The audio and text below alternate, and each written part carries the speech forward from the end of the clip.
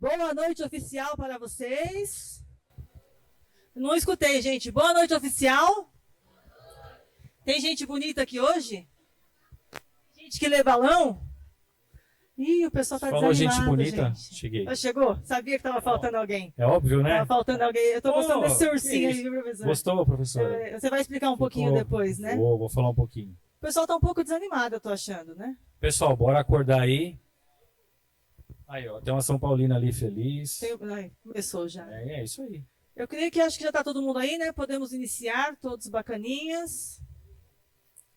O pessoal está lá fora, câmera, podemos? Pessoal que tá chegando, por gentileza. Vamos entrar, vamos entrar.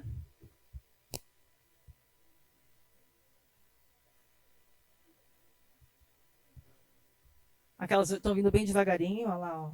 É, ó. Quem sentar primeiro ganha. Professor Alessandro não vale, né? É. Quem sentar primeiro ganha. Ah, professor, desculpa. Imagina, por um momento eu achei que fosse um aluno, fica tranquilo.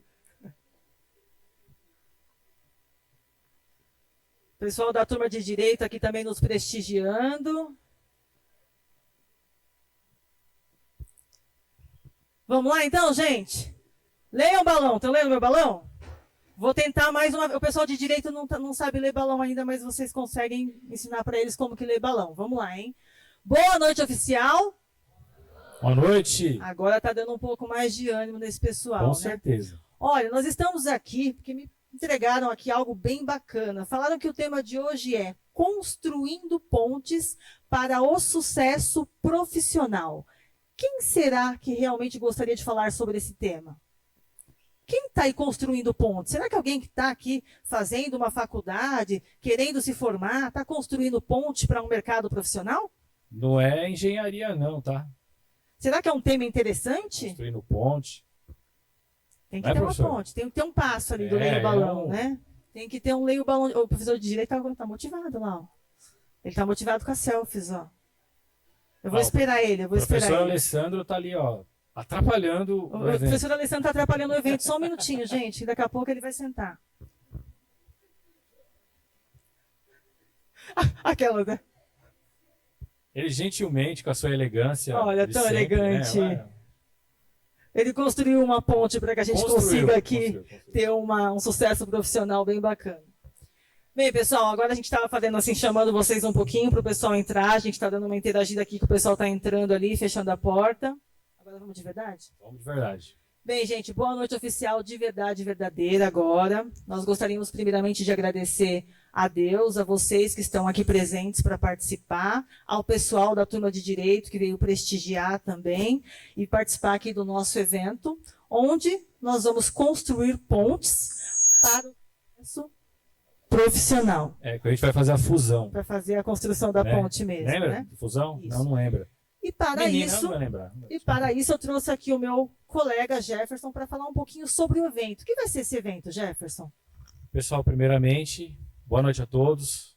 Agradecer aos nossos alunos, ADM, RH, pessoal de Direito, os nossos convidados externos, né, por estarem prestigiando essa noite aqui. O primeiro evento, primeiro para alguns e segundo para outros alunos, né? Do primeiro e segundo semestre do curso de Administração e Gestão de Recursos Humanos. A ideia dessa noite é proporcionar uma troca de ideias, né, entre todos que estão aqui sobre dois temas extremamente importantes, né, e eu tenho certeza que, de um jeito ou forma, as informações que vocês irão receber essa noite serão muito importantes aí, de forma direta ou indireta, para auxiliar pessoas que estão em busca de recolocação profissional, do primeiro emprego. E isso é muito importante para todos nós, que a gente possa aprender aí ferramentas, né, professor? Ferramentas, principalmente as experiências que as pessoas que irão compor a mesa possuem.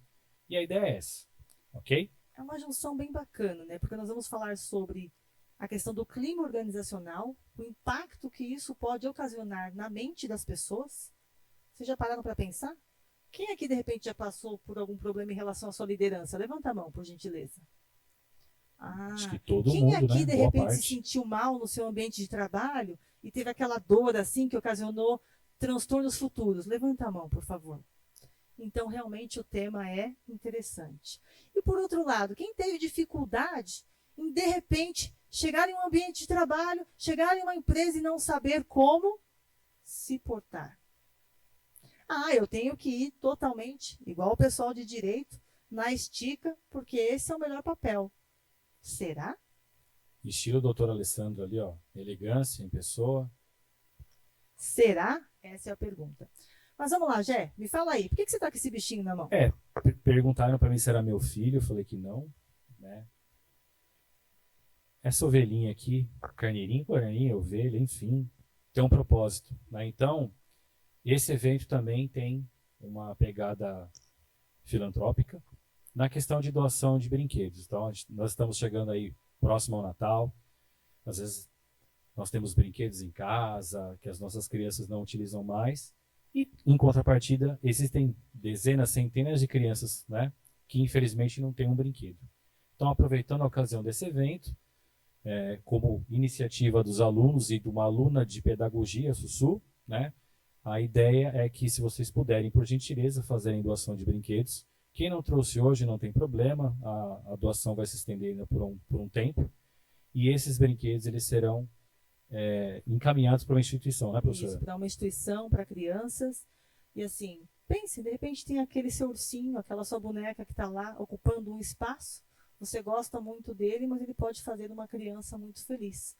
Talvez hoje você tenha tudo, mas um dia você deve ter passado por alguma dificuldade, teve vontade de algo e você não pôde ter. Então vamos poder contribuir, né? A extensão vai além com as crianças também na doação dos brinquedos. Então podem procurar a gente e trazer. Hashtag Leia o Meu Balão, por favor. Bonecas com olho, né? Bichinhos com rabinho, para que a gente consiga doar presentes bacanas para as crianças, Exato. tá bom? E outra informação importante, no final do evento, ali na porta as meninas estarão entregando uma lembrancinha dessa para todos vocês, tá? Que é um mimo que o pessoal preparou, tá? E informação importante, tá? Vamos acabar com alguns mitos, professora. Horas complementares. Vamos lá. Para as pessoas que estão trabalhando neste evento, de uma forma ou outra, organização que seja, não tem hora complementar, tá? Porque esse trabalho já é o trabalho da extensão. Para a galera de administração, RH, que seja os demais cursos, nós teremos a validação de 5 horas. Não são 10, são 5. Então, se por acaso alguém ouvir alguma informação que não seja essa, oficialmente são 5. Tá? Professor, como que isso vai ser validado? Ao final do curso, não, da apresentação, perdão, por favor, uma folhinha dessa aqui. Só um minutinho. Nós estaremos fixando em alguns locais, alguns pontos estratégicos, essa folhinha com o QR Code. Então, você aluno, né, de uma forma ordenada e tal, escaneia, já vai cair direto no Forms para garantir a sua presença, e aí automaticamente depois você sabe dos trâmites. Fazer o relatório bonitinho, certinho, de acordo com o padrão, para poder validar as suas horas. Beleza? Professora. Bem, agora chega, né? Nós já falamos demais aqui com vocês. Eu gostaria de compor essa mesa aqui com os alunos. Gostaria de chamar aqui Lari, por gentileza. Ai, eu sabia que você ia falar Lari, não Larissa. Larissa, por gentileza, acompanha. É para ficar mais legal, né? Mais despojado. Abner, por gentileza. Temos aí também duas palestrantes psicólogas que estão aqui, se colocaram à disposição de dispor de todo o conhecimento delas para contribuir com vocês também. Então, por gentileza, Maria.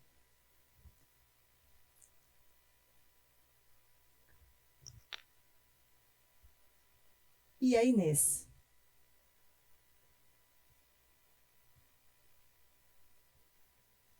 Merecem salva de palmas? Boa.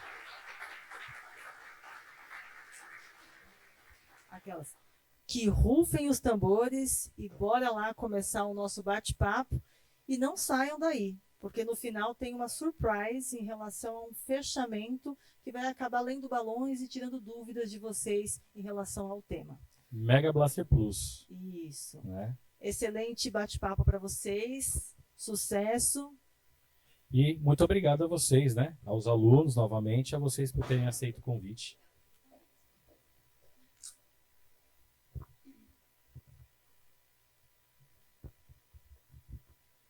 Boa noite a todos. Bom, como o professor disse, eu me chamo Abner, eu estou aqui representando o primeiro e o segundo semestre de ADM. Boa noite, eu me chamo Larissa e estou aqui representando o primeiro e o segundo semestre em RH, mais conhecido como Recursos Humanos. Bom, hoje à noite a gente vai estar tratando um assunto bem pertinente ao nosso cotidiano profissional e até como alunos é importante a gente estar discutindo sobre isso, que é no caso a cultura e clima organizacional e também o perfil profissional. Para isso nós temos aqui duas psicólogas, temos a Maria. Por gentileza, Maria, se apresenta para a gente. Boa noite, pessoal. Eu sou a Maria, psicóloga clínica, atuo também como psicóloga do Detran, na avaliação de motoristas. Então, tenho aí experiência mais na área de aplicação de teste psicológico e avaliação de comportamento. Temos aqui também conosco a Inês. Se apresenta um pouco para a gente, Inês. Fala sobre você, sobre sua área de atuação. Primeiro, agradecer o convite de vocês, é uma honra estar aqui. Espero que a gente consiga, né, Maria, passar algumas informações importantes para vocês. Eu sou psicóloga, tenho pós-graduação em administração com especialização em RH, 35 anos de experiência em RH, comecei como estagiária. De 2017 para cá, eu tenho uma empresa de recrutamento e seleção e também atuo em algumas empresas como consultora de recursos humanos. Bom, é um prazer poder estar dividindo essa mesa com vocês. Eu queria agradecer de antemão por vocês terem atendido tão prontamente o nosso convite. Bom, eu queria iniciar esse bate-papo tocando já no assunto de cultura e clima organizacional. Quando a gente fala de cultura organizacional, a gente está falando da cultura da empresa, daquilo que a empresa acredita e daquilo que a empresa preza. Porém, é interessante a gente entender também que cada indivíduo ele carrega em si uma cultura. A gente entende que cada família, cada religião, cada casa, cada pessoa carrega em si seus valores únicos. E aí, quando se junta isso dentro de uma equipe, dentro de uma empresa, é de se esperar que haja algumas dificuldades ou que haja alguns impasses. Haja vista que estamos falando de universos diferentes, pessoas diferentes, formas de pensar diferentes. E às vezes isso acaba gerando conflitos. E a primeira pergunta que eu quero fazer, primeiro para a Maria, depois para a Inês, é qual que é o impacto desse clima organizacional, dessa fusão de culturas na saúde mental dos colaboradores, dos funcionários de uma empresa? Maria, por gentileza. Bom, quanto o impacto dentro de uma empresa na saúde mental das pessoas, né? Então, como um todo, a saúde mental dessas pessoas, nós temos dois lados, sempre um lado positivo e um lado negativo. E, obviamente, quando nós falamos de pessoas, né, porque a empresa ela é formada de pessoas, a saúde mental dessas pessoas vai, com certeza, afetar a organização como um todo. Como essas pessoas se relacionam. Então, vamos olhar para uma empresa que ela tem uma cultura organizacional saudável, digamos assim. Então, ela vai ter presente nessa empresa pessoas satisfeitas com o seu trabalho, pessoas que se sentem ali parte de algo bom, e isso vai refletir de uma forma positiva dentro de toda a organização. Vão ser pessoas que elas vão almejar melhorar, elas vão almejar sempre dar o seu melhor, elas vão almejar galgar outros cargos, crescimento dentro daquela empresa. E aí nós temos o outro lado. Como seria uma empresa que tem uma política negativa? Ela funciona de uma forma negativa. Obviamente, vai afetar as pessoas de forma negativamente, adoecendo, causando adoecimento também nessas pessoas e afetando toda a organização. E aí a gente pode citar vários, mas vamos nos resumir. Quando nós temos um clima organizacional de forma negativa, ela afeta a saúde das pessoas na autoestima, na autoconfiança, né? Essa pessoa ela começa a acreditar que ela não é capaz, que ela não está dando o seu melhor, e isso vai afetando de uma forma leve, depois gradativamente, e em muitos casos, muito grave, levando até a depressão, ansiedade, ou agravamento de transtornos já existentes. Eu acho que é importante falar que conflito na empresa ele é saudável, que não pode ter o confronto, né? Então, quando as pessoas lidam com o diferente, isso que o Abner falou, costuma às vezes dar ruim, né? Chega lá gente de todo lugar, conhecimento diferente, objetivos diferentes, momentos diferentes, e às vezes isso é normal ter conflito na empresa. Empresa que não tem conflito é muito ruim, porque o conflito, esse choque de ideias, no bom sentido, é que faz a empresa crescer e se desenvolver. Eu falo que a equipe boa é a equipe que se complementa. Se todo mundo for igualzinho, a empresa não cresce, todo mundo pensa igual. Então, é importante divergir. Então, isso a gente chama de conflito, que é diferente de confronto. O confronto é quando você quer impor a sua vontade, quer impor a sua opinião, quer impor o seu desejo acima das outras pessoas. E se a gente vive numa empresa, é o coletivo, a gente tem que olhar para o todo. Uma coisa também que eu acho, a Maria falou super bem, né, dos efeitos que isso tem, é importante também, enquanto membros dessa organização, como ela disse, a empresa é feita de pessoas, né? Somos nós que damos o tom para aquela empresa. Então, é importante a gente também olhar a nossa contribuição nesse clima. Às vezes a gente fica achando que o problema é o outro, é o meu chefe, é o meu colega, sempre o outro, nunca a gente. Então, se eu faço parte e se a empresa tem um clima organizacional bom, eu estou contribuindo para aquilo. Mas se ela também tiver um clima organizacional ruim, eu também estou contribuindo para aquilo. Então, a gente só pensa, né, em mudança de cultura, em mudança de clima, quando todo mundo tem essa consciência de que faz parte de um todo. Bom, Inês, Maria, a gente acabou de sair, né, de uma pandemia. No caso, quais efeitos pós-pandemias isso trouxe para uma empresa? Olha, os efeitos pós-pandemia, eu diria que eles são catastróficos. E isso a gente vai repercutir por muitos anos. Não só no ano que a gente, né, enfrentou a pandemia, mas isso vai se repercutir por muitos anos, de várias formas, na vida de uma pessoa. E, obviamente, dentro de uma empresa.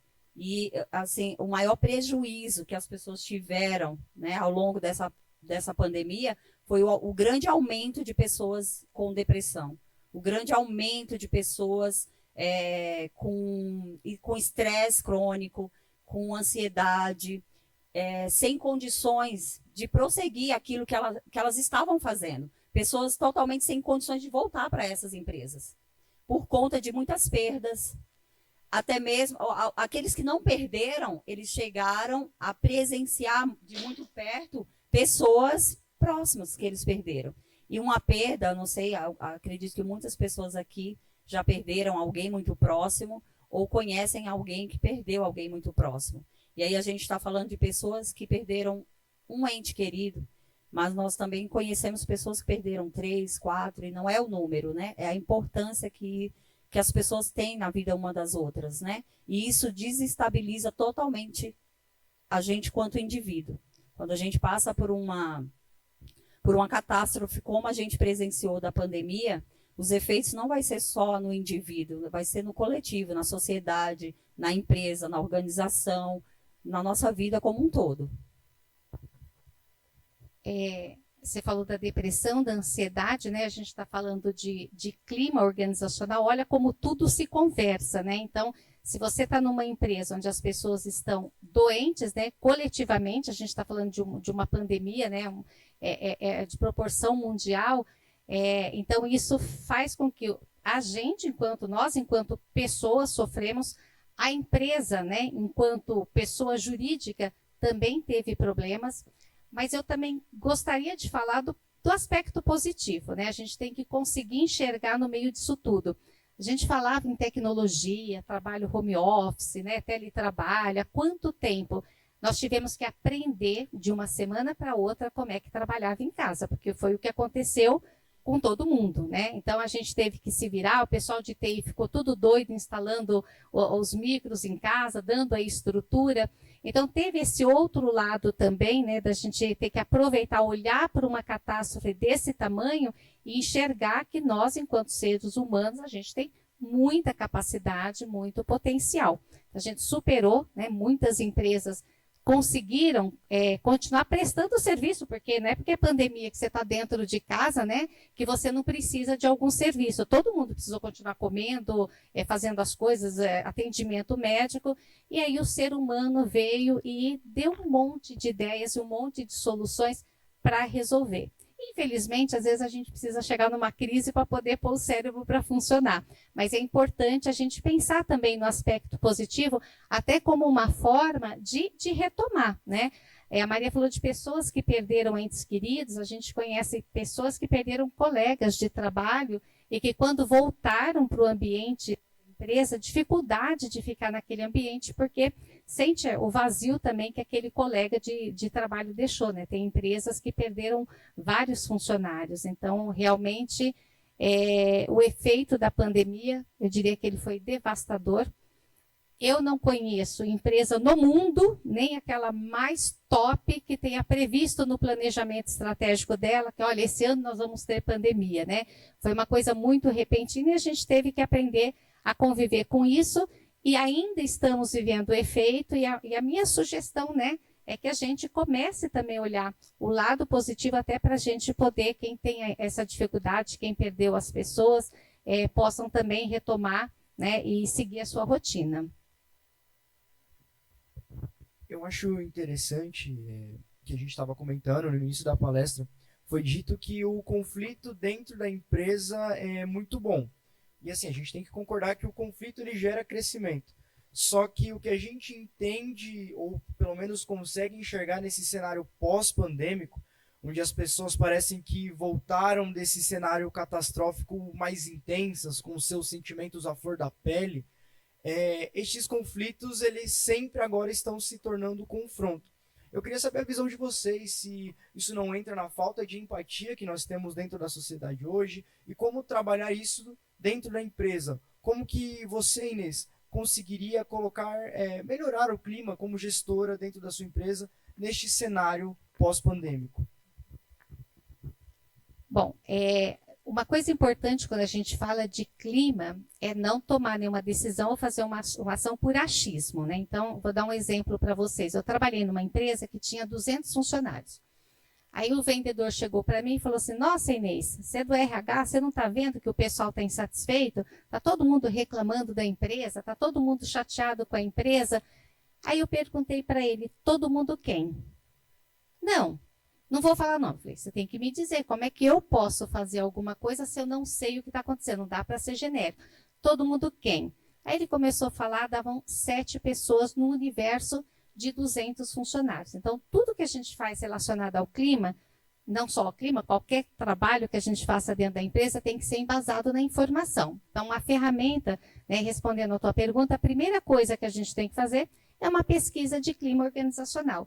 Então, a empresa, o RH, vai elaborar os questionários, vai elaborar as perguntas para saber o que as pessoas pensam a respeito, né? Como é que os funcionários se sentem a respeito da empresa. Vai perguntar sobre relacionamento pessoal, sobre comunicação, vai perguntar sobre instalações físicas, perguntar sobre a liderança, sobre como a empresa lida com diversidade, o que a empresa pensa do meio ambiente, de segurança no trabalho, e esse é o relatório que a pessoa, né, o RH, ou quem vai fazer o plano de ação, tem que considerar. Então, muito cuidado com isso, porque não é porque eu acho, e mais a minha turma acha que o clima está ruim, que necessariamente está ruim. Então, precisa da pesquisa para você ter certeza, e mais ainda, saber onde é que está o problema, que dificilmente uma empresa consegue resolver 100% dos problemas dela. Porque as pessoas, nós somos seres em evolução, a gente está mudando o tempo todo, aquilo que era um ano já é diferente, porque mudaram as pessoas, então é muito importante ter o pensamento do coletivo. Às vezes tem uma coisa que não está bom para mim, mas na maioria das pessoas aquilo atende. Se a empresa consegue melhorar, ótimo, mas senão ela tem que trabalhar naquilo que tem um impacto maior. Então, a primeira coisa é fazer essa pesquisa de clima organizacional e depois fazer um plano de ação para elaborar e trabalhar tudo isso. Porque na pesquisa de clima, a gente acha que só vai vir reclamando dos outros. De novo, né? Autorresponsabilidade.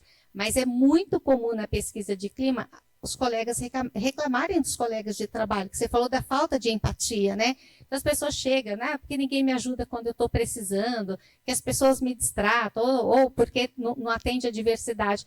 Então, é muito comum. Então, podem ser plano de ação, aí vai depender do problema. Pode ser palestras de orientação, às vezes as pessoas não se dão conta. Feedback é muito importante, porque às vezes a gente está fazendo uma coisa que não está sendo legal para o outro, mas a gente não percebe. Então, a gente precisa do outro para dizer quais são os nossos pontos cegos. Então, sessões de feedback com os funcionários, né, com as pessoas. Se você tiver uma pessoa que aparece muito, né, eu lembro que trabalhei numa empresa que tinha uma líder de fábrica, ela era unanimidade na questão mesmo de uma liderança negativa. Então, aí você faz um trabalho pontual e, às vezes, até um desligamento. Às vezes, é necessário fazer esse tipo de coisa. Então, é realmente elaborar um plano de ação pensando, né, naquilo que é importante, naquilo que vai dar um impacto maior, porque para a empresa também é difícil fazer grandes mudanças, né? Então, ela vai atuar e aí o plano de ação vai depender mesmo do que está aparecendo ali como necessidade de melhoria. Bom, Inês, eu tenho uma pergunta para você. Essa pergunta, já que a gente está falando sobre construindo pontos sobre o processo profissional, a pergunta é sobre currículo. Você acha que hoje em dia a pessoa ter experiência profissional em currículo chama a atenção ou não? A gente pode começar a apresentação? Eu trouxe uma apresentação para vocês, falar um pouquinho sobre elaboração de currículo, sobre como participar de uma entrevista e um pouco de postura depois que a gente começa a trabalhar, tá bom? Bom, então vamos começar entendendo o que é um processo de seleção. Pode ser que eu chova no molhado para algumas pessoas, né? O pessoal do RH pode ser que já tenha visto isso, mas como é um público mais eclético, então eu vou dar uma visão geral, um panorama geral. Então, seleção é um processo de escolha dos candidatos mais capacitados e adequados às necessidades da empresa. Então, processo seletivo é um processo de discriminação, não a discriminação negativa, mas de diferenciação entre os candidatos. E aí, a palavra importante aí, necessidade da empresa também. Então, a seleção, ela funciona como uma espécie de filtro que permite que algumas pessoas entrem numa empresa ou não. Há um ditado, né, na nossa área de RH que diz que seleção é a escolha certa da pessoa certa para o lugar certo e no tempo certo, né? Então, a gente começou falando disso aqui, né, que eles me perguntaram se experiência profissional no currículo chama atenção. Então, a gente vai ver hoje que tudo depende, né? Depende principalmente aqui, ó, da necessidade da empresa. Os seres humanos diferem entre si na maneira de se comportar, de se relacionar, na capacidade de aprender uma tarefa e na capacidade de executar. Então, as minhas características pessoais favorecem que eu tenha uma habilidade maior, uma facilidade maior para fazer determinadas coisas. As habilidades de outra pessoa vai facilitar para que ela tenha, né, mais facilidade ou dificuldade para desenvolver outras atividades. Então, o objetivo da seleção é avaliar essas variáveis, né? Cada candidato, cada pessoa traz uma história e tem um jeito de resolver as coisas, tem um jeito de atuar. Então, o processo seletivo, ele leva em conta as competências a serem atingidas e as competências do candidato. Então, o selecionador, ele faz uma comparação entre aquilo que o cargo e a empresa precisa e aquilo que os candidatos têm que podem atender ou não.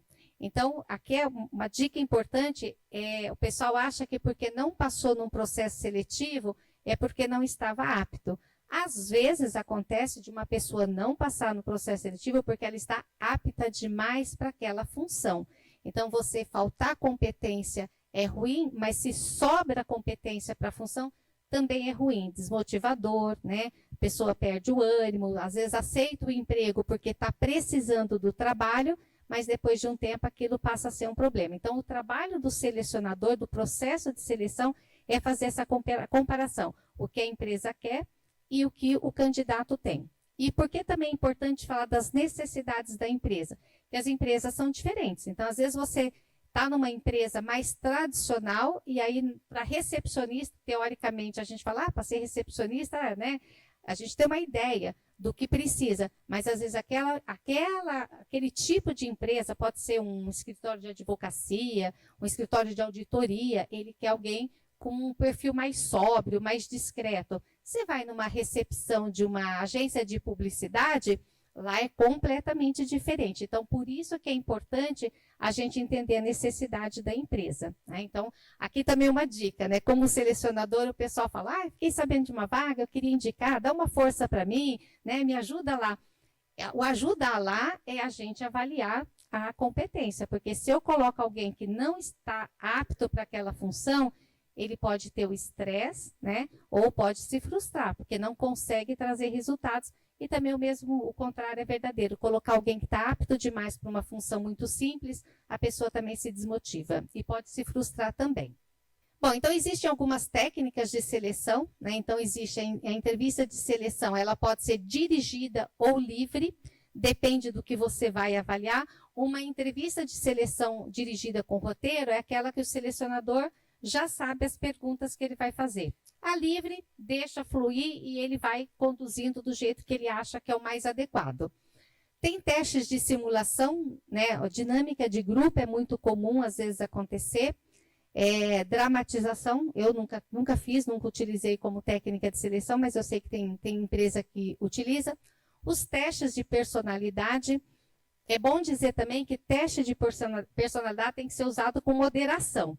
Ele é uma ferramenta e uma ferramenta importante no processo seletivo, mas não é a única ferramenta. Então, não se deve tomar uma decisão de contratação ou não só baseado num teste de personalidade.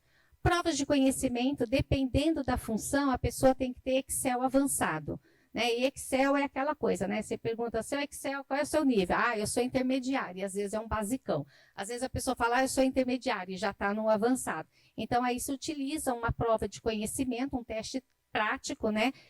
Para poder avaliar mais corretamente. Ou então, numa empresa, eu sou ferramenteiro, né? Então, às vezes, tem empresa que coloca o profissional, né, o candidato, para fazer um teste de 2 dias para poder avaliar o conhecimento dele.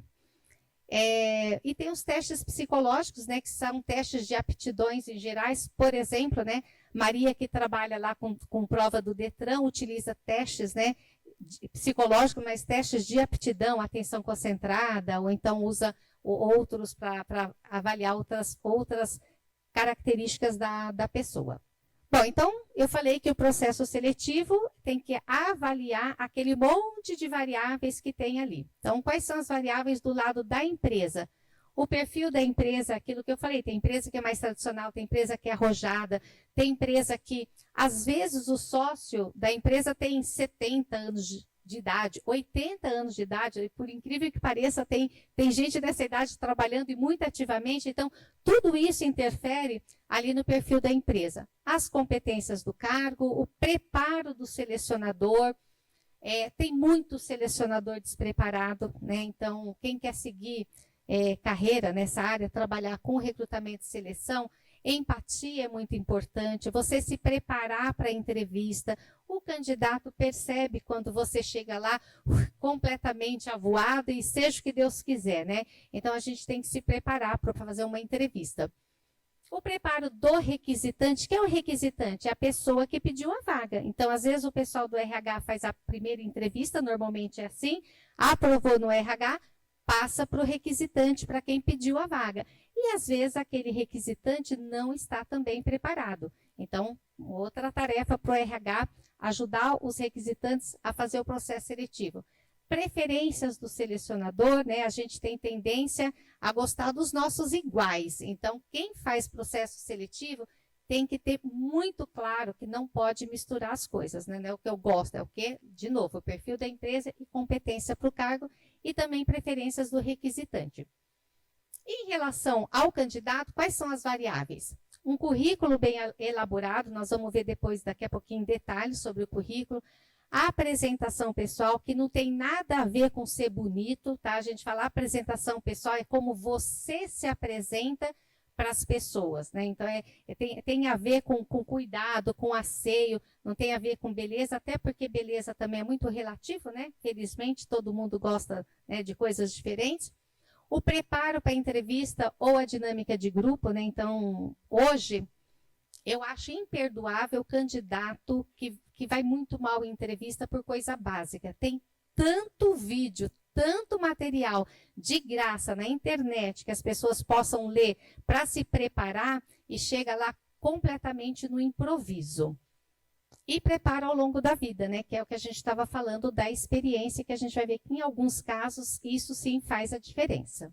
Bom, a gente vai se concentrar aqui naquela parte que a gente fala do candidato, porque sobre a questão da empresa, as variáveis da empresa, a gente não tem controle. O máximo que a gente consegue fazer, isso é legal, é se informar sobre a empresa que você vai fazer uma entrevista.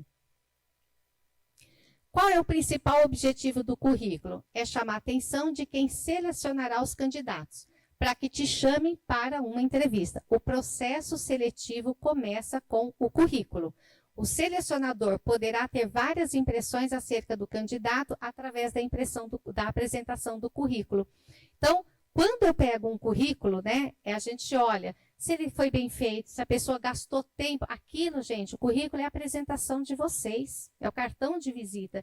Tem gente que não se dá o trabalho de fazer uma revisão do currículo e manda, olha aqui, ó, experiência, impressão, currículo, especializado, freelance. Isso aqui não é invenção, são alguns exemplos que eu trouxe de currículos que eu recebo. Então, o ideal é você pedir para alguém revisar o currículo, porque às vezes é um erro de digitação, não é um erro de gramática, menos mal.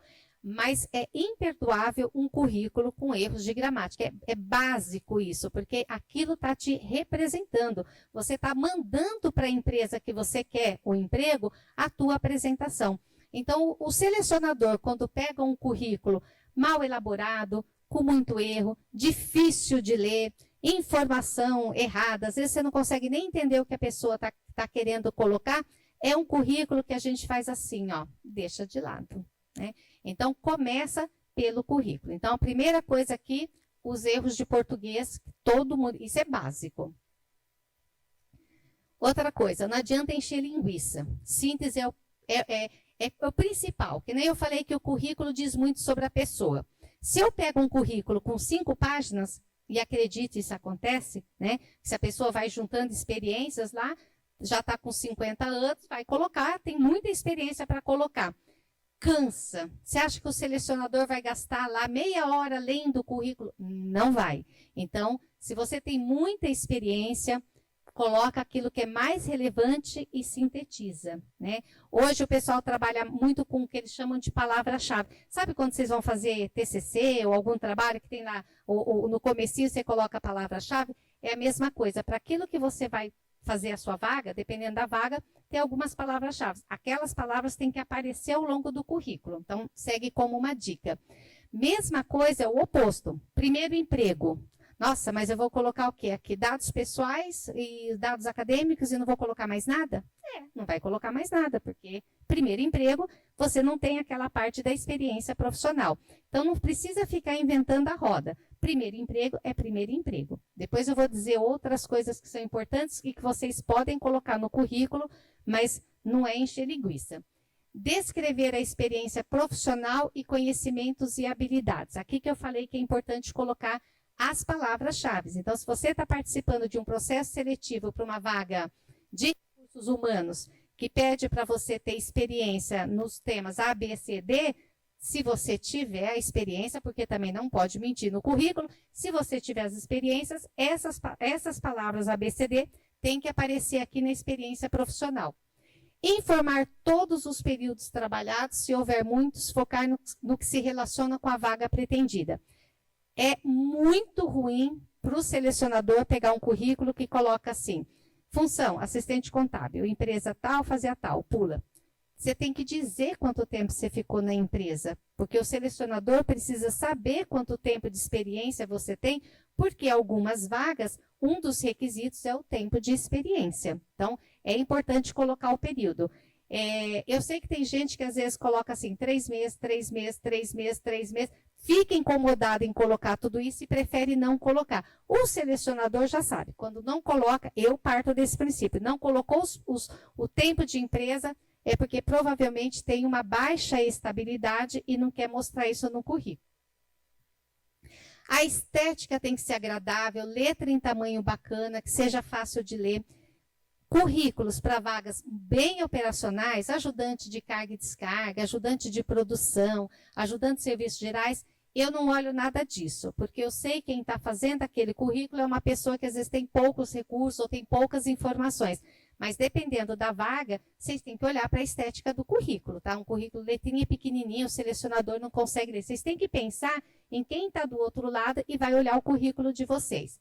Cuidado com o endereço eletrônico. Isso aqui também é real, tá? Eu trouxe alguns exemplos para vocês. Olha lá, Pati Levadinha, Moniquinha, Juca Malandrinho. Então, se você quer ter um e-mail divertido para sua parte social, beleza, pode ter. Mas quando você vai ter o profissional, tem que tomar cuidado com isso. Tá? Então, vocês vão ver o tempo todo que é importante a gente, né, passar, né, o que a gente é, mas a gente também tem que lembrar que a empresa, por mais informal que seja, ainda é um ambiente de trabalho.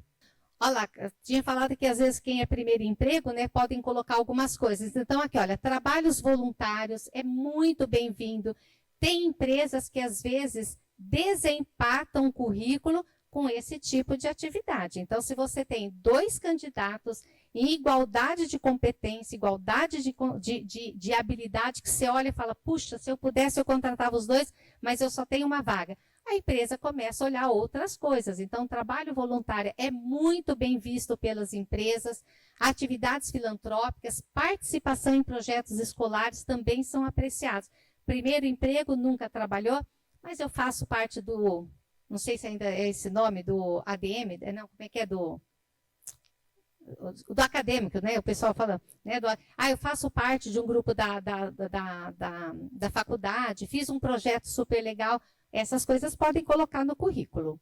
Perfil em rede social podem ser verificados pela empresa. Toma muito cuidado também, né? Foto de perfil. Você fala assim, mas é minha rede social. A empresa, lá eu posso... Pode fazer o que você quiser. Mas tenha em mente que a empresa pode verificar, tá?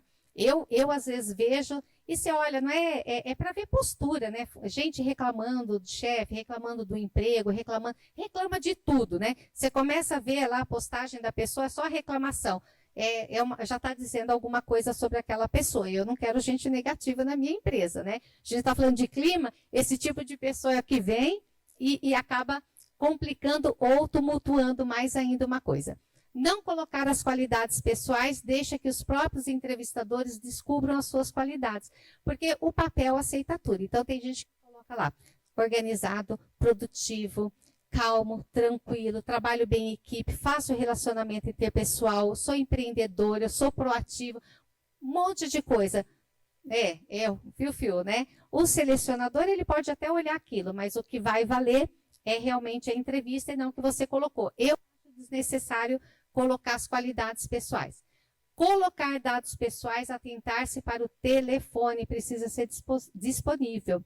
Por incrível que pareça, tem gente que faz currículo e não coloca um telefone de contato disponível. Aí você quer falar com a pessoa porque você gostou do currículo e não consegue. Então, tem que tomar esse cuidado. Bom, o segundo passo é a divulgação do currículo. Aí vocês podem usar todos os canais disponíveis. Se atentar para o intervalo de tempo. Hoje a gente quase não envia mais currículo, tem gente que envia, tem gente que envia currículo todo mês, não precisa, tá, gente? O selecionador, pelo menos ali uns 6 meses, ele mantém os currículos. Meu currículo eu mandei mês passado, mas teve uma atualização significativa, aí sim você manda o currículo num intervalo menor, mas fora isso não precisa. Se você for colocar o currículo no site ou responder a um anúncio de vaga, preencha os campos solicitados, né? Às vezes você manda lá a vaga, tem uma vaga, isso, não sei o quê. Aí o candidato responde, mas onde fica? Está escrito lá. Mas tem plano médico? Está escrito lá. Tem não sei o quê? A pessoa nem leu o anúncio direito. Então, tomar cuidado com isso. e não solicitar resposta do envio e não cobrar retorno sobre contratação. O selecionador não precisa te dar detalhe porque você não foi aprovado. Primeiro, porque às vezes nem depende dele, é uma decisão da empresa. O selecionador, ele pega candidatos que atendem aquele perfil daquele cargo e passa para a empresa. A empresa é que toma a decisão.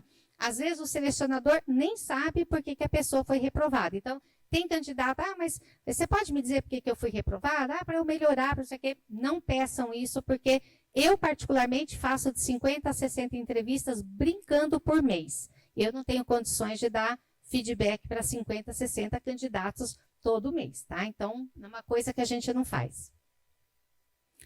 Bom, a entrevista de seleção. Aí tem uma pergunta, a primeira impressão é a que fica? Nem sempre, mas ela pode criar barreiras e dificultar o seu desempenho durante a entrevista. Então, lembra que eu falei que o processo seletivo começa no currículo, quando você chega para a entrevista, você já está sendo avaliado. Hoje não existe mais, tem muita entrevista online, mas eu lembro que lá no meu começo da minha carreira, tinha selecionador que de propósito atrasava 30, 40, 50 minutos. É uma vaga que a pessoa tinha que lidar com pressão, tinha que trabalhar com imprevisto, e ele avaliava o candidato daquela pessoa na recepção enquanto estava esperando. Como é que a pessoa lida com uma situação daquela? Então, às vezes a gente acha que não, mas já tem gente observando. Então, apresentação pessoal. Asseio pessoal quer dizer limpeza, tá, gente? Gente cheirosinho, de banho tomado, né? Com as unhas bem feitas, bem cortadas, cabelo limpo, é o básico do básico.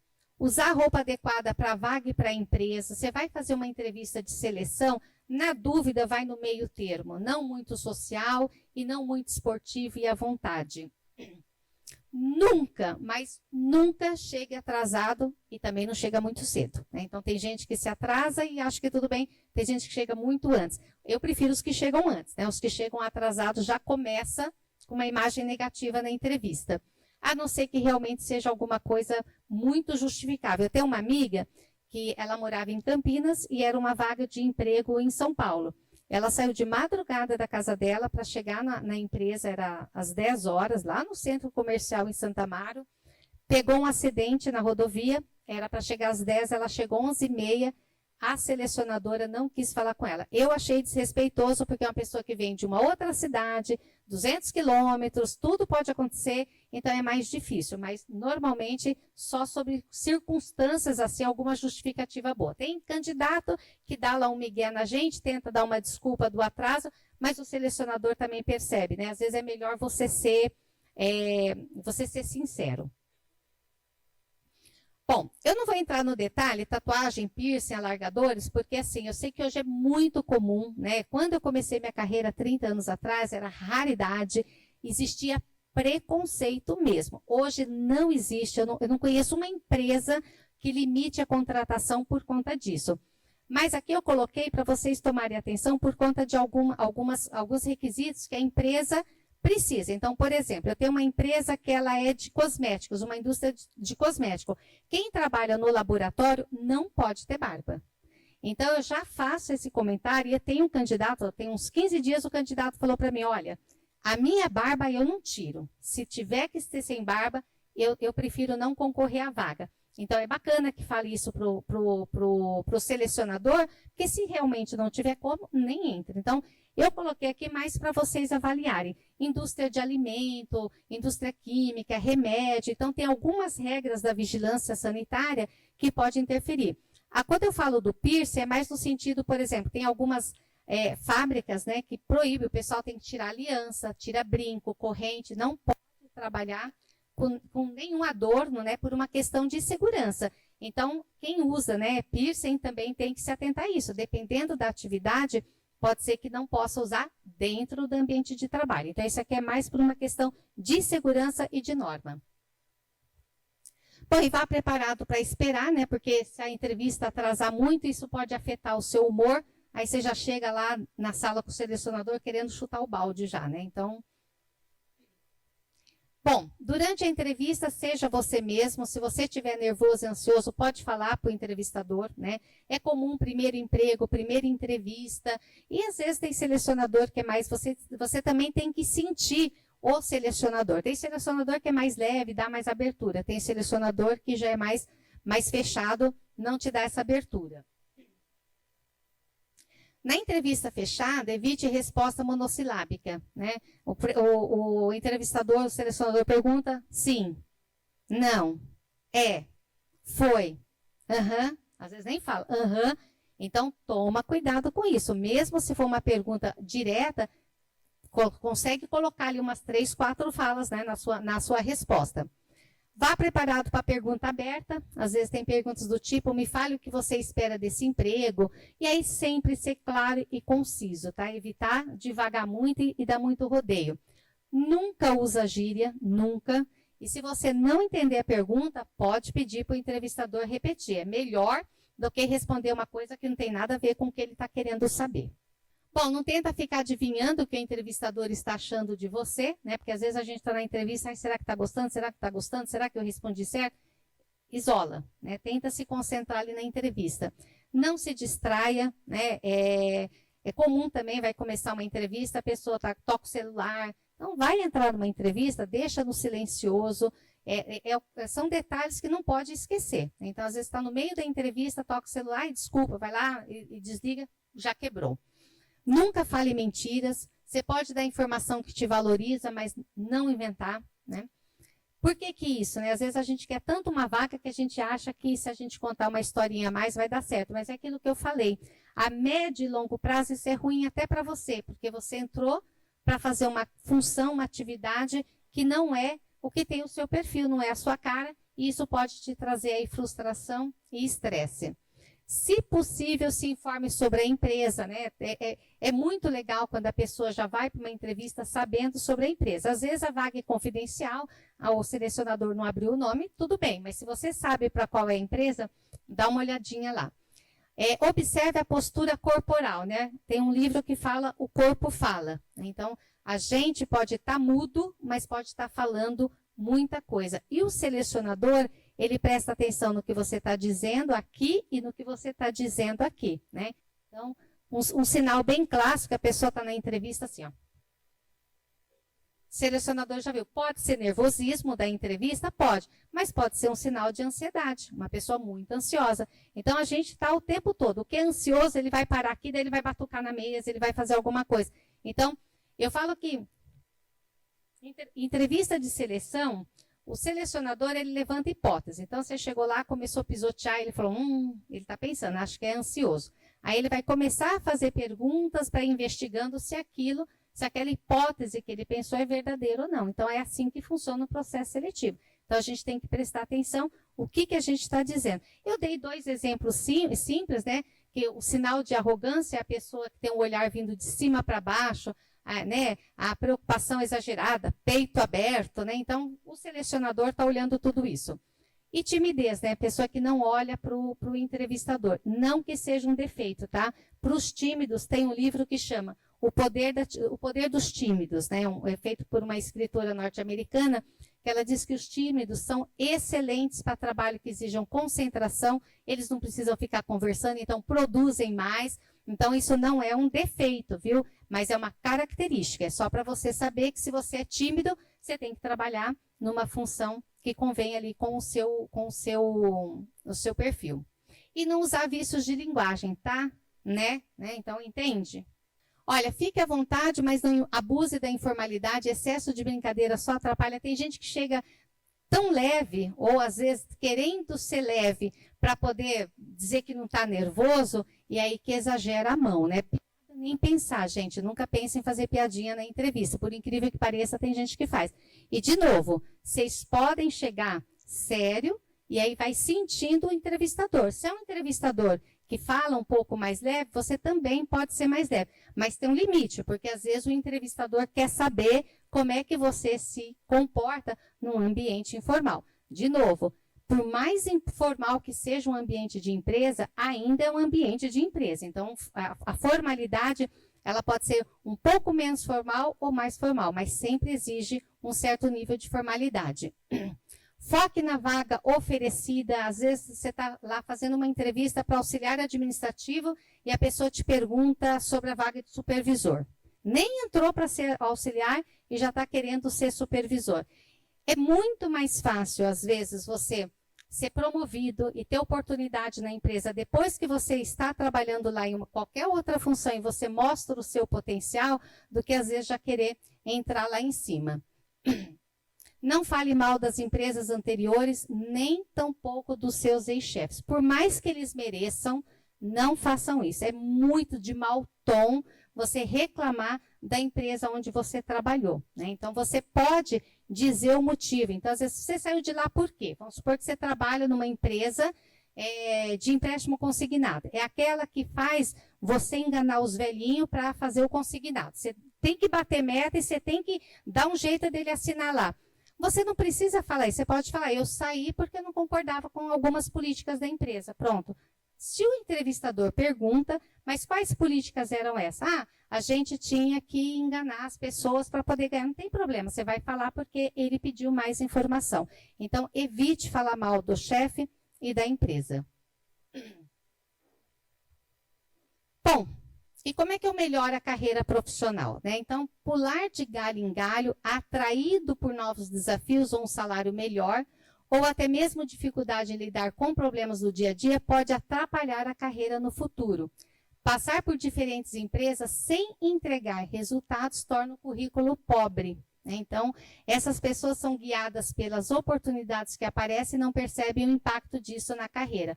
Tem um ditado que diz que pedra que muito rola não cria limbo. Mesma coisa serve para a nossa carreira profissional.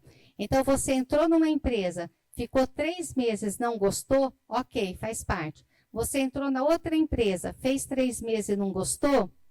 Bom, vamos pensar. Se entrou na outra empresa, ficou 5 meses e saiu, aí o selecionador já começa a questionar, né? E aí pode ver que o problema, né, é o que eu falei, gente que não tem autorresponsabilidade, que não assume, né, a responsabilidade pela sua carreira, começa a falar que a empresa é ruim, o chefe era ruim, o trabalho era ruim, o colega era ruim. Então, toma cuidado. Não estou dizendo que tem que ficar muito tempo numa empresa. Não deu certo, tem que sair. Mas a gente tem que tomar cuidado com os novos desafios e as promessas, né?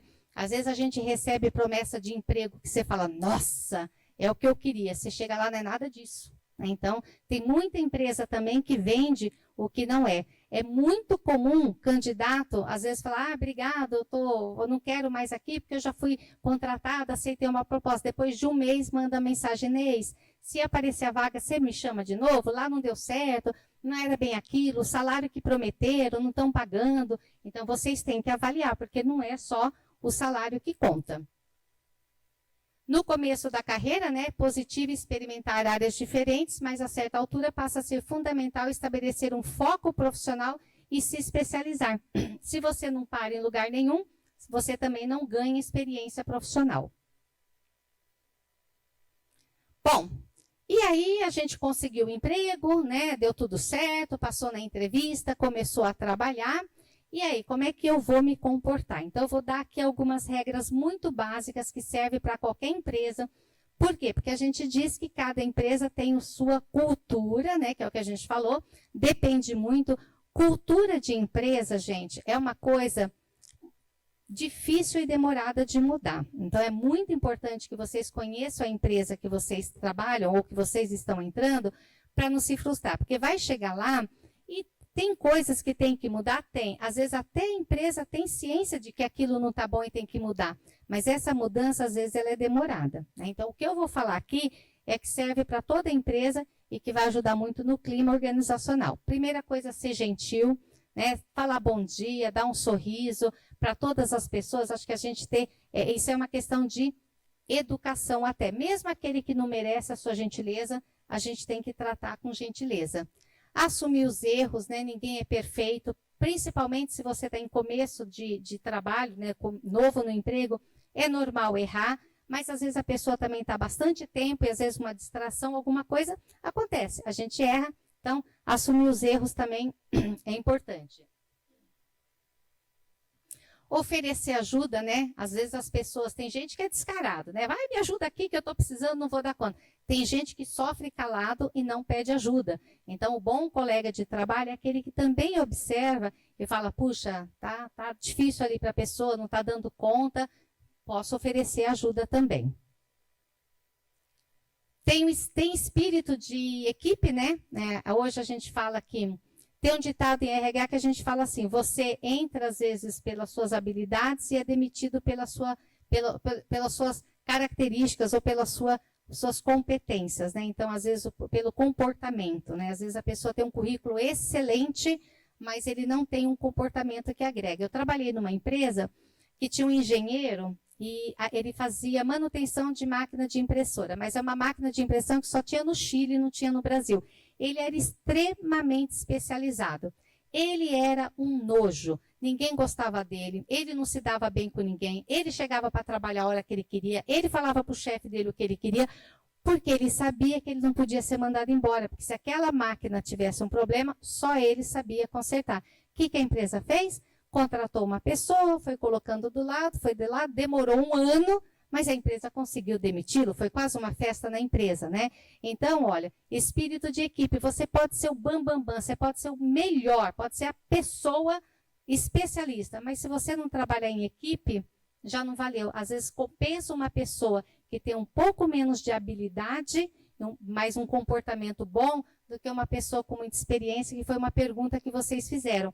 Para algumas vagas, experiência é importante, né? Então, por exemplo, pessoal da área de RH, fechar uma folha de pagamento não dá para aprender em 3 meses. Então, se a empresa precisa de alguém que já chega lá fazendo, ela vai pedir experiência. Então, depende muito, né? A experiência conta, mas depende da função. Definir prioridades, né? Às vezes a gente não consegue entregar resultado porque a gente não tem foco. A gente dá tiro para tudo quanto é lado, né? Procrastina, começa a fazer uma coisa, a gente adora fazer primeiro, a gente faz o que a gente gosta, né? E o que a gente não gosta vai deixando. Então, não pode, né? Toda profissão tem o lado bom e o lado ruim. A gente tem que fazer os dois. Apontar soluções, né? Tem uma frase que diz, tem gente que é parte do problema, tem funcionário que é parte da solução. Sejam parte da solução, né? Se você está com um problema, já indica uma solução, né? Já dá uma sugestão, né? Tem gente que é ótima em reclamar, mas na hora de contribuir ou de dar alguma sugestão, não tem. Demonstra as qualidades, né? Você pode ser bom em alguma coisa, mas você tem que também aparecer. Não é ser pavão, né, gente? Ficar o tempo todo falando, ó eu, ó eu, ó eu. Mas a gente também tem que saber se vender, né? Aí cabe uma outra palestra para falar um pouquinho sobre marketing pessoal também, que isso é importante. Se não tem alguém mais esperto, que nem sabe tanto quanto você, acaba sendo promovido antes de você. Contornar situações, isso chama hoje, as características mais importantes de um profissional hoje são flexibilidade, que é você ter a capacidade de se adaptar às mudanças, porque o mundo muda muito rápido, né? Então, esse contornar situações é aquele jogo de cintura. Não deixe de se aprimorar. Às vezes eu pego um currículo, hoje mesmo eu peguei um currículo de um gerente, ele tem acho que 55 anos de idade, o último curso que ele fez na vida dele foi em 2002. Tem 20 anos que ele não faz nada, nenhum curso. Então, a gente hoje, nossa, muda tudo tão rápido, né? Que a gente tem que se aprimorar. E tenha sempre bons argumentos, né? Se você quer um aumento, se você quer alguma coisa, você tem que ter um discurso apropriado, né? Você tem que vender a sua ideia. Isso é ter um bom argumento. Bom, isso aqui então, para encerrar, tem bastante a ver com a questão do clima organizacional, né? A Maria comentou no começo, né, da insatisfação, quando a gente não está bem no emprego, a gente pode até adoecer. Então, é muito importante que vocês tenham assim, uma autocrítica, né, para avaliar se realmente a insatisfação no emprego é porque o emprego está ruim, ou se é você que não está atendendo, ou se é você que é uma pessoa insatisfeita por natureza. Então, eu trouxe isso daqui, né, porque a gente fala aqui do currículo, do processo seletivo, e depois que você está dentro da empresa, às vezes a gente até esquece daquelas qualidades que nos colocaram lá dentro. E aí a gente contribui para um clima organizacional negativo. Então, lembrando, a empresa é feita de pessoas. Se tem alguma coisa que está disfuncional, alguma coisa que não está funcionando bem na empresa, primeiro a gente olha para a gente mesmo. Se você não está tendo um comportamento ou alguma coisa que está favorecendo aquele clima negativo. E o contrário é verdadeiro também, né? A gente tem que ser, tem um filme, né? O amor é contagiante. Então, é exatamente isso. A alegria é contagiante, bom espírito é contagiante. Então, a gente tem que contagiar as pessoas com aquilo que a gente tem de bom e de positivo. Bom, para finalizar, ó, todo profissional deve ser protagonista da própria carreira e resolver suas insatisfações, né? Então, a empresa ela está lá para dar resultado, né? Porque se a empresa não der resultado, nem o nosso emprego é garantido, né? Então, a gente tem que estar feliz quando a empresa cresce, porque a gente também tem oportunidade. Hoje existem os planos de carreira, né, dentro das empresas, porém, toda vez que surge uma oportunidade, a empresa busca fora. Eu queria saber feita a integração desse novo funcionário com os demais para não implicar no clima da empresa. Olha, plano de carreira, a gente tem que, primeiro vamos falar do plano de carreira.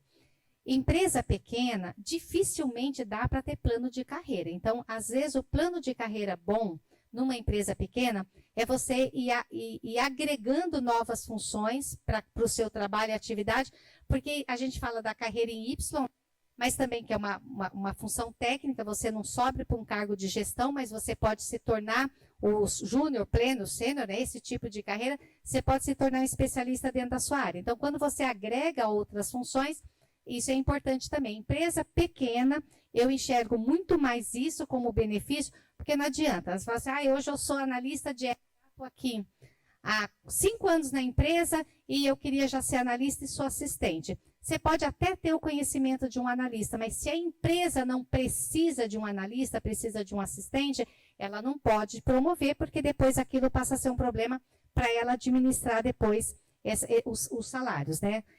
Então, aí é a hora de você voar, né? Então, não é aqui que eu vou ficar, eu quero ser analista, não tem espaço, eu vou voar e esse é o certo, é o que tem que ser feito. Quando você abre um processo seletivo interno ou externo, se a empresa não dá, tem empresas que fazem o recrutamento interno, abre uma vaga e qualquer funcionário pode participar, você olha e fala assim, me interessei, eu vou participar e se candidata. Tem empresa que nem sabe que existe isso, ele abriu a vaga e abriu para o mercado, ele não está nem olhando, mas aí vocês podem se posicionar e falar, olha, tem essa vaga, eu gostaria de concorrer, eu posso participar do processo, esse é o melhor dos mundos, né? Agora, a integração, eu não sei se eu entendi a sua pergunta, a integração assim, eu queria a vaga, não me deram e trouxeram alguém de fora, e aí como é que eu me integro com ele, é isso? Na verdade, eu queria entender, contratou de fora e o clima da empresa, em geral. Como que você integra essa pessoa sem perder esse clima? Por exemplo, as pessoas que queriam aquela vaga, mas não colocou externamente. Como que é feito essa integração para não acabar realmente com o clima da empresa, como que esse funcionário vai ser recebido pelos colaboradores? Ok, é papel do RH isso, né? A gente fazer o programa de integração e até de acompanhamento, né? Então, tem empresa, o ideal, assim, o programa de integração é aquele dia que você recebe um monte de informação que você saiu de lá, você lembra de 10%, né? O resto vai passando. O RH tem que passar isso, tem porque senão o jurídico enche o saco, porque fala, não, isso tem que ter essa norma, tem que ter conhecimento, tem que ter ciência, então tem essa parte. Mas eu acho que o ideal, a integração com a equipe, né? O líder, ele tem que estar ciente quando recebe um membro novo de promover ali a própria integração, né? Então, acho que o RH faz isso e acompanha, né? As empresas, o legal também é a avaliação de experiência, de 30 dias. Deu 30 dias, conversa com o líder, né? Conversa com o funcionário para ver se tem alguma coisa que não está funcionando direito, porque às vezes a pessoa sai no período de experiência por uma coisa tão boba que se tivesse sido conversado e corrigido, daria para ter resolvido. Boa noite. Aqui. Saber se pode estar usando o mesmo currículo para diferentes oportunidades.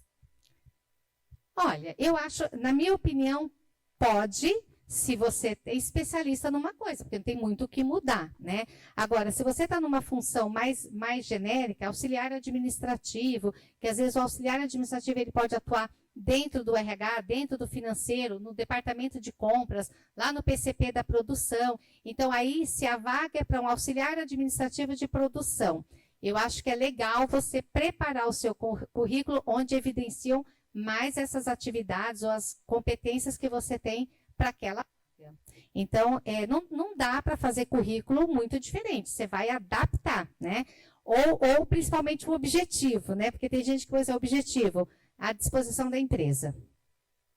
Então, se a pessoa não sabe o que ela quer, como é que o selecionador vai saber o que ela quer? Tem que colocar, né? Ou então, às vezes, fica uma coisa muito ampla. Então, aí, nesse sentido, é bom direcionar. Se você pode trabalhar em 3, 4 funções diferentes, cargos diferentes, e a empresa está pedindo aquela, aí você coloca no objetivo aquilo que ela está pedindo. Para ela saber, né, por que você está se candidatando. Boa noite, Inês. Eu gostaria de agradecer o conteúdo. Obrigada. Pra mim é incrível estar aqui. E eu tenho uma pergunta.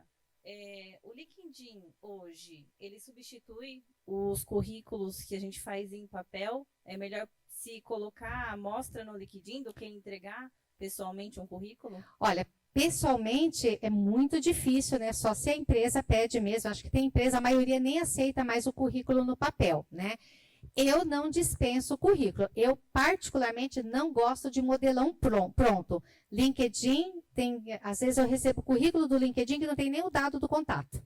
Aí você tem que entrar lá no LinkedIn, mandar uma mensagem para a pessoa, eu particularmente não gosto. E eu acho que, como eu disse, currículo é a nossa apresentação. O mínimo que a gente tem que fazer é se dar o trabalho de fazer um currículo bem bacana. LinkedIn, hoje, ele virou uma fonte de procura de currículos para os selecionadores. Então, eu procuro currículos no LinkedIn, eu procuro na Cato, na Vagas, no currículo, no InfoJobs. Então, são ferramentas de busca. Mas eu peço sempre o currículo. E eu não gosto quando o candidato manda o currículo impresso da Cato. Aquele eu já tenho, né? Então, eu quero o currículo dele, né? Não aquele padrãozão. Eu acho que, na minha opinião, não substitui. Eu tenho uma dúvida em referente a dados no currículo, né? Você acha que seria interessante o candidato ele tá colocando a residência onde ele mora? Pelo menos o bairro e o município, porque tem empresa que fala, tem que pegar uma condução. Se eu não sei onde ele mora, eu não vou ficar perguntando para ele, onde você mora? Onde você mora? Eu vou direto naqueles que eu sei que vai utilizar uma condução. Então, é importante. O endereço todo não, mas o município, o bairro e o município é importante. Pessoal, mais alguma dúvida? Aproveita. Experiência. E aí, galera? Ninguém? Cadê o pessoal de RH? Pessoal de RH? Levanta a mão, se manifestem. Cadê? Perguntas? Ninguém? Inês, eu tenho uma pergunta. Pois não. Na sua opinião, qual skill é o mais importante? O soft ou o hard? Então, depende. Como a gente começou lá no começo da palestra, depende para o que você está concorrendo. Em algumas situações, o hard, né, aquelas competências técnicas, elas são muito importantes, né? Eu não vou fazer cirurgia com um médico que não é cirurgião, né? Então, ele tem que ter aquela competência, é importante. Agora, o comportamento, né, as soft skills, elas são mais importantes por quê? Porque o técnico você aprende, você faz treino, você aprende, você aprimora fazendo. As soft skills, ela não, tem coisa que não muda em você e você tem que respeitar isso, né? Então, de novo, é bom ser tímido? Dependendo da vaga é ótimo, dependendo da empresa, sucesso, né? Mas dependendo não é. Então, tudo depende, a gente tem que respeitar o nosso jeito de ser. Tem coisas que eu posso mudar e devo mudar e melhorar, mas tem coisas que eu não vou conseguir mudar, eu posso aprimorar. E aí não adianta ir para uma empresa onde aquilo não faz sentido. Então, as duas coisas são importantes, mas eu diria que o soft é mais importante porque é difícil mais para desenvolver. Eu sou mediadora judicial, né, aqui no município de Ribeirão, então eu faço muitas sessões e audiências de mediação. E o que a gente aprende lá na mediação, primeira coisa é empatia. Então, se você se coloca no lugar do outro, porque o conflito se instala quando eu tenho uma necessidade que é diferente da sua necessidade, que é do outro, e aí a gente fica brigando para ver quem vai ganhar, né? Não, minha necessidade é a sua. Então, quando a gente escuta primeiro o outro com empatia, a gente vê que não é tão ruim assim. A gente entende o ponto de vista do outro. Então, eu acho que a empatia é a primeira coisa. E a segunda coisa é a conversa franca e aberta. Quando eu digo conversa franca e aberta, não é o sincericídio, tá, gente? Ou então aquela pessoa que coloca lá na rede social o que ela pensa e fala, eu sou sincera mesmo, eu falo mesmo. Isso não é sinceridade, é falta de respeito. Então, a comunicação assertiva é aquela onde você fala o que você precisa e deseja sem ferir o direito do outro. Então, empatia e comunicação assertiva. Se a empresa tem muito conflito, pode fazer um treinamento para desenvolver essas habilidades, né? Na liderança, para administrar o conflito, e nos funcionários, né? Para saber até como não gerar o conflito. Sensacional, hein? Com tudo isso que a gente pode dizer que praticamente temos uma questão de clima organizacional.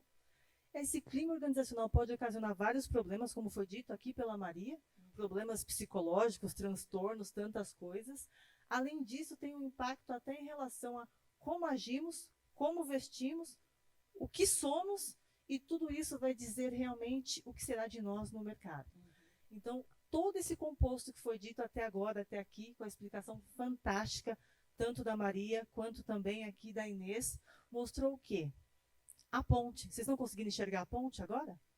Aquela ponte que vai realmente construir ali todo o processo para que vocês consigam ter um sucesso profissional? Quem conseguiu enxergar a ponte? Levanta a mão.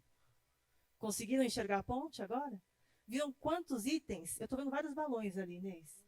Eles estão querendo fazer várias perguntas, vários balões explodindo, mas eu vou ter que dizer, sabe o quê?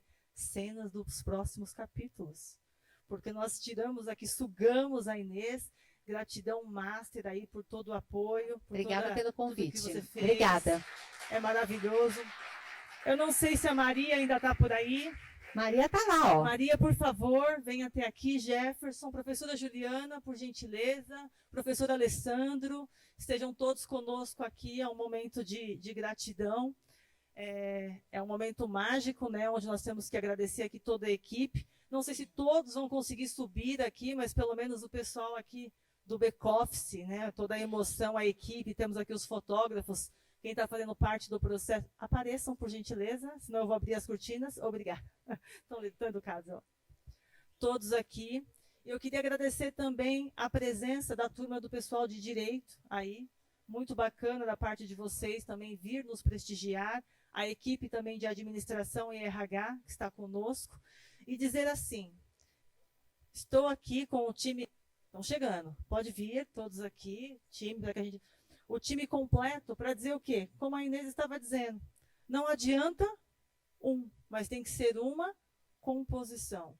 Aqui nós temos alunos que fizeram um excelente trabalho, se desdobraram para trazer algo novo, vocês que estão aqui no aprendizado, 2 convidados externos, mais alunos externos que foram convidados. Temos aí uma intenção de ajudar crianças, que vocês não podem esquecer da doação dos brinquedos, e nós estamos aqui com um único objetivo. Construir, então, de fato, essa ponte para que tenhamos aí sucesso nessa parte profissional. Ju, Alessandro, querem falar alguma coisa? Não? Oi, boa noite a todos. Parabéns pelo evento, parabéns aos professores, aos convidados, às convidadas, aos nossos alunos. Parabéns a vocês que organizaram esse evento de extensão. A gente sabe o quanto que é trabalhoso, o quanto que é difícil, mas eu acho que vocês são um exemplo de como colocar em prática um projeto de extensão, né? O projeto de extensão, né, professor, ele leva em consideração a nossa faculdade, aquilo que vocês desenvolvem aqui e a nossa comunidade, né? Então, através de iniciativas como essa, a gente tem a oportunidade de expandir o conhecimento além da universidade. Então, parabéns a vocês por essa iniciativa e por terem realizado esse evento incrível, pelo capricho, né? Ele ainda continua, porque as doações ainda vão se estender, né? Vocês vão estender para essa semana. Isso é muito legal. E contem conosco sempre. Muito obrigada, professores. Mais uma vez, parabéns. E é isso, gente. Obrigada. Excelente noite a todos. Só quero reforçar todos os parabéns já foram dados anteriormente, né? Fico feliz em rever alguns alunos, ex-alunos. Vejo que tem pessoas aqui da nossa comunidade, sejam todos bem-vindos, aos visitantes, tá? Parabenizo aí aos convidados, eu estive um pouco ausente, não pude privilegiar, mas agradeço a vinda, agradeço aos alunos que montaram todo esse esquema para que o evento se realizasse e principalmente também com a participação de vocês, tá? E muito grato pelo convite, pertence ao núcleo de negócios, e a todos os professores e as pessoas envolvidas. Sucesso para todos e aos visitantes, tenho certeza que a casa sempre será bem-vinda, a instituição está sempre para auxiliar a comunidade, vocês sempre serão muito bem-vindos, tá bom? E para os demais alunos, fiquei feliz em vê-los aqui, já a chamada está pronta para vocês, tá bom? Já está tudo memorizado. Eu gostaria novamente de agradecer o empenho dos alunos, agradecer novamente as palestrantes que abrilhantaram a nossa noite, agradecer também ao público externo. Tenho certeza que todo mundo aqui sai com uma gama de informações muito importantes para a vida, tanto pessoal quanto profissional. Recadinho, alunos, não esqueçam de, ao final, escanearem o QR Code que estão aí fixados nas paredes, tá? Para poder valer tanto a presença e depois para que nós possamos fazer aí a apuração com relação às horas complementares. Lembrando, 5 horas, ok? 5 horas somente para a galera que não está envolvida de forma direta ou indireta no evento. Fechou? Bem, eu vou fechar legal, que ele fechou com esses 5 horas aí. Eu quero dizer para vocês que eu estou super feliz, porque é o nosso primeiro projeto interdisciplinar, ou seja, envolvendo aí... Por favor, gente, é o nosso primeiro projeto. Vou repetir para ficar bem claro. É o nosso primeiro projeto interdisciplinar, considerando aí, então, 2 professores. Gratidão. Faltou a fusão. Nós 2 aqui, ó, na fusão, interdisciplinar. Vamos lá. Paleta. Aqui, ó, você viu? Paleta. Não foi combinado, mas é o primeiro, então, a primeira extensão interdisciplinar, muito bacana, com convidadas externas e ainda convidado também interno, sendo de outro curso, além de convidados externos que faz parte da comunidade. Isso é muito importante. Por quê? Porque é realmente fazer o que se diz a extensão, levar o conhecimento além das portas da instituição. Então, gratidão a todos vocês que estão aqui.